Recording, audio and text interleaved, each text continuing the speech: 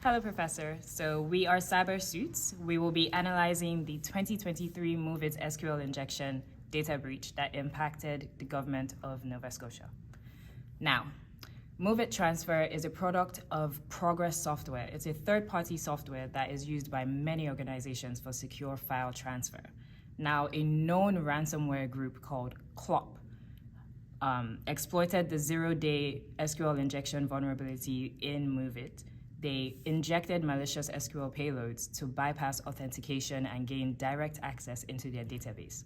This allowed the attackers to manipulate database queries and extract sensitive information. Now, my team is going to run through a demo of an SQL injection attack. We're going to run through defense mechanisms, and we're going to run through our recommendations going forward. Over to you. So we'll be showing a simple demonstration of how SQL injection works. On this mutated database, we don't have the login information, but we will attempt to bypass this page and see what happens. We will use an apostrophe to break this name query field. Once we do this, we hit view account details. As soon as we hit the view account details, we receive an SQL syntax error message. This syntax error message highlights some important information here. And with this now, we know that we can use an SQL injection code to break into this database. Having known this, we would use an injection code and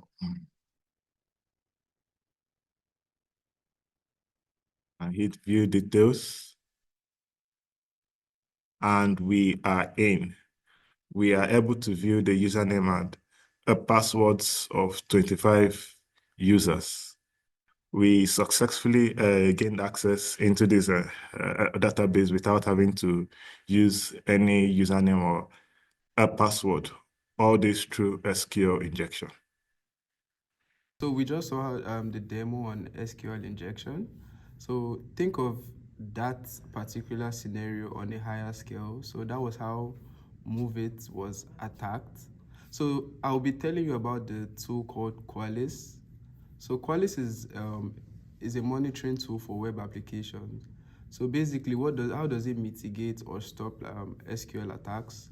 So you introduce your web application on that particular app called Qualys by providing your domain or IP address for your web application. So what Qualys does for you is it goes through every single form. When I mean forms, I mean HTML forms. So any single place where you can put in user input. So every single input field, Qualys goes through those fields and performs penetration testing. So in this case, it does SQL injection tests. So for example, from the demo, you could see the code you used to try to attack the system. So Qualys does that for every single field in your web application and generates a report.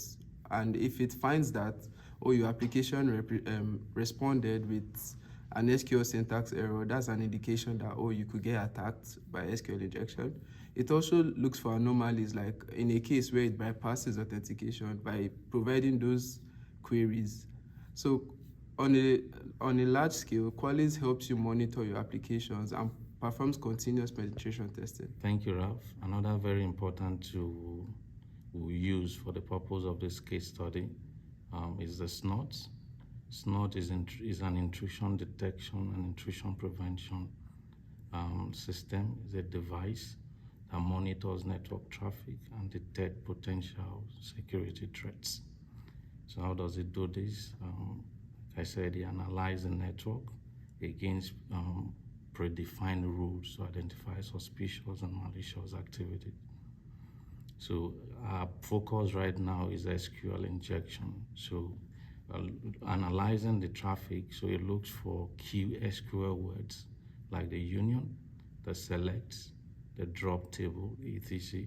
in HTTP requests. And once these are detected, so if it's set up as an IDS system, it sent an alert to a monitoring tool, or it sent an alert to a SIM solution.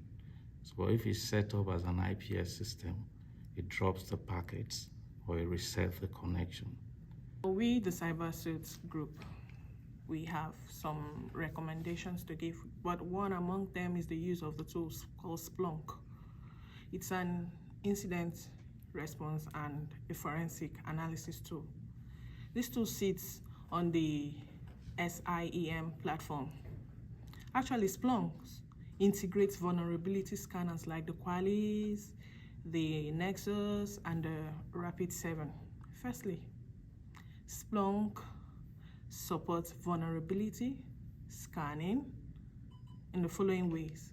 One, it collects logs from vulnerability scanners like the Quali, correlates the vulnerability with real-time network endpoints and even the cloud security log.